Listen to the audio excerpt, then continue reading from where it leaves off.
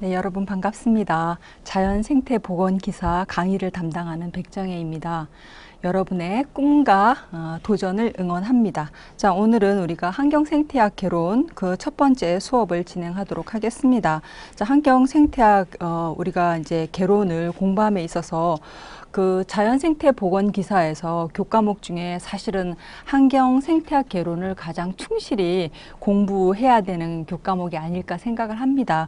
왜냐하면 이 교과목은 그 이제 이후에 나오는 뭐 환경계획학이라든가 아니면 뭐 생태보건공학이라든가 자연법규라든가 이런 모든 교과목의 기초 내용이 된다고 볼 수가 있겠습니다. 특히 이제 환경생태학 개론은 그 다른 교과목에 또 기초가 되기 때문에 환경생태학을 깊이 잘 공부를 하면 여기에 나오는 내용들이 또 다른 교과목의 시험 문제하고도 많이 연결이 되고 있습니다. 자, 그 환경생태학 개론은요, 일반적으로 우리가 그 기사나 산업기사 시험 그 출제 경향을 보면은 호소 생태계의 비중이 상당히 높은 걸로 나와 있고요. 매년 천이라든가 이런 부분 또 생태계 영향 단계 이러한 부분들을 많이 다루고 있습니다. 또 그 외에도 여러 가지 이제 우리가 신문지상이나 이 그 여러 가지 매스 메디어를 통해서 보고 들을 수 있는 범지구적인 자연 환경 분야에도 조금 이제 많은 부분들을 할애를 하고 있고요. 오염이라든가 국제 협약이라든가 이러한 부분들도 여러분들이 제가 따로 수업 시간에 다루지 않는다 하더라도 평소에 관심을 좀 가져주시면 좋겠다라는 생각이 듭니다. 자, 환경생태학 개론 목표는 생태계의 구조와 또 기능, 에너지 이동과 기본 용어 등을 정리하게 될 거고요. 육상 생태계의 물질 순환이라든가 또 육수 생태계의 순환이라든가 식생 분류, 하천, 뭐 천이 이런 것들을 공부할 거고요. 생태계 환경 문제의 원인과 현상을 이해하는 그런 목표를 가지고 수험 공부를 여러분들이 개인적으로 해주시면 되겠습니다.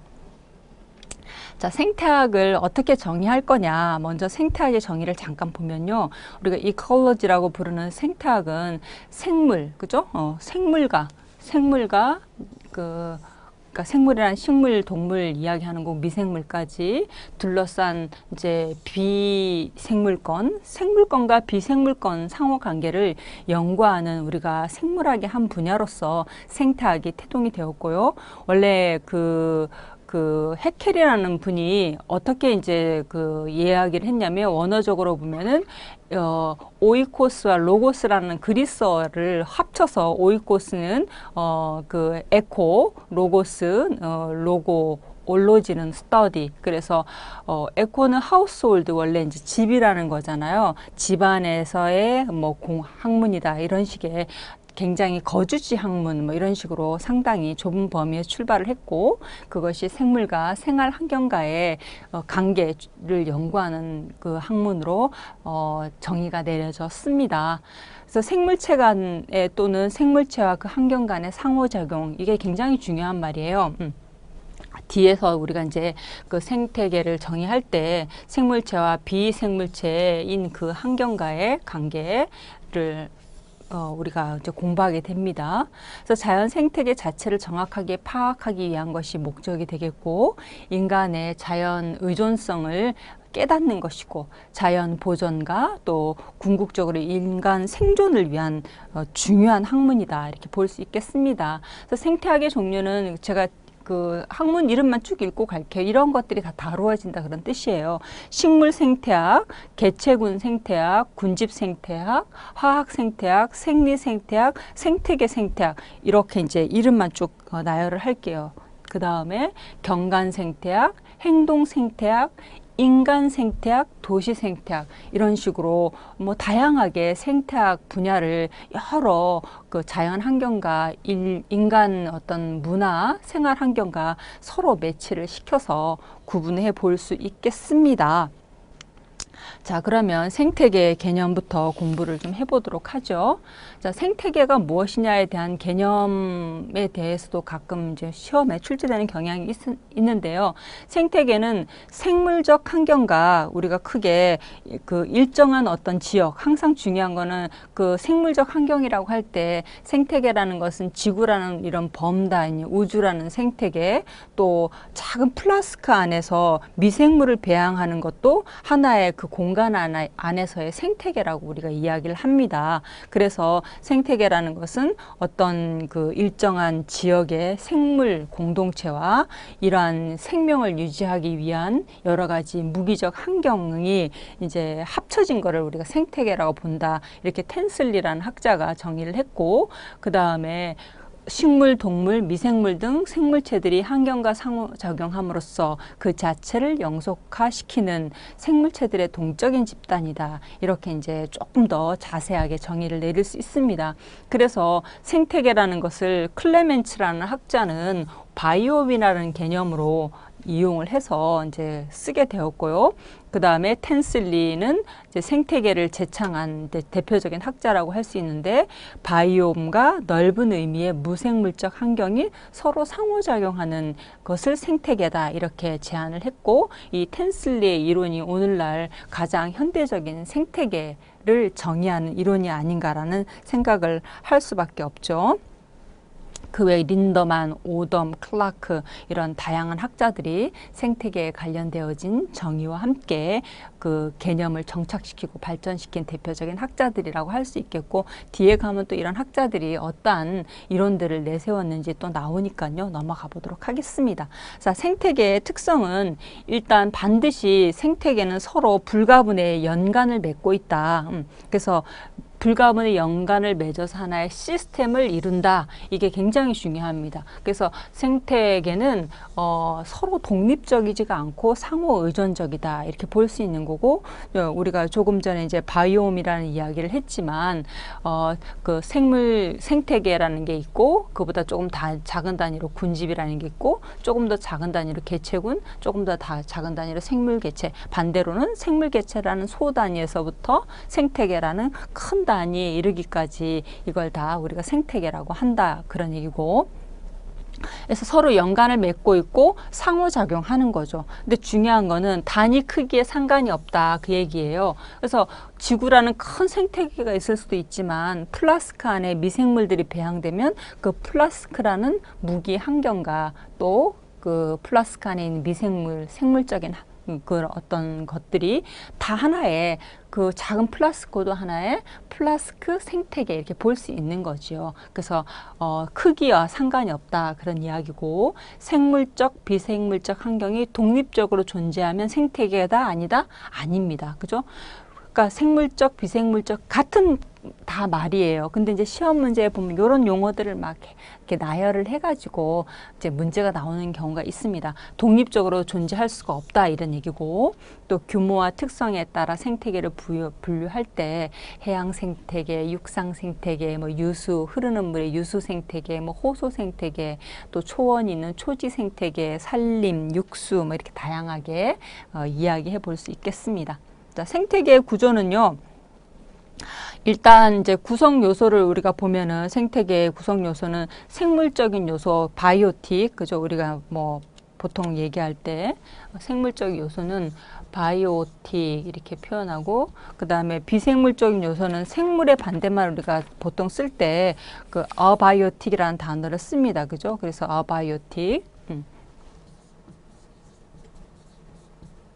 이렇게 해서 그 A자를 붙여서 반대적인 단어로 이렇게 쓸 수가 있습니다. 그래서 생태계는 그 생물적인 것과 비생물적인 것의 구성을 이루고 있고, 생물 요소에는 생산자, 소비자, 분해자, 우리 뒤에 가서 하나하나 정리하겠습니다. 간단히 생산자는 그 독립 영양체, 요 단어도 굉장히 중요하고 자가 영양이다. 주로 이제 녹색 식물이나 이제 그 강합성을 하는 그런 특징을 가지고 있는 구성이 되겠고요. 소비자는 초식 동물이나 2차 소비자인 육식동물이나 이렇게 소비를 하는 것이고, 이제 이런 걸 거대 소비자다 이렇게 표현을 합니다. 그 다음에 이러한 것들을 분해하는 분해자가 있겠죠. 미생물이라든가 곰팡이라든가 이런 것들이 되겠습니다.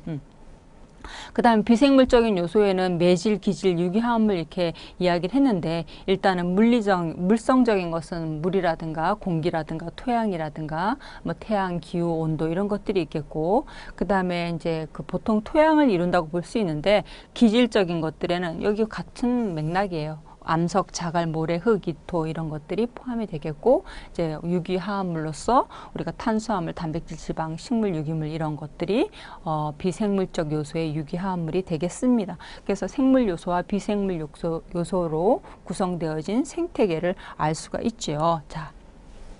그래서 이제 생물적인 구성 요소에 생산자, 소비자, 분해자 이런 먹이 연쇄를 통한 에너지 의존형으로 상호 관계를 맺고 있다고 오덤이라는 학자가 이야기를 하고 있습니다. 그렇죠. 우리가 뭐 에너지 의존형, 뭐 먹이 연쇄, 뭐 먹이 사슬 이런 얘기 많이 들어봤을 겁니다. 예. 그래서 생산자는 이제 독립 영양체, 녹색 식물이나 녹조류가 여기에 포함이 됩니다. 생산자. 그리고 독립 영양 생물이다 이렇게 표현을 하죠. 그래서 아우토트로피즘, 그죠? 이렇게 이 단어를 더 넣으면 좋을 것 같아요. 독립 영양 생물이라고 하고 스스로 영양소를 만든다고 볼 수 있죠. 가장 대표적인 게 우리가 강합성을 통해서 태양 에너지를 고정하는 거고요. 그 광 에너지를 포도당, 그죠? 으로 이렇게 전환하는 것을 우리가 광합성이라고 하고, 광을 통해서 이산화탄소와 물을 합성해 준다. 이 합성하는데 에너지가 바로 광 에너지다 이런 뜻이에요. 그럼 이렇게 포도당이 만들어지고 부산물로서 산소가 생성이 되는 걸 알 수가 있습니다.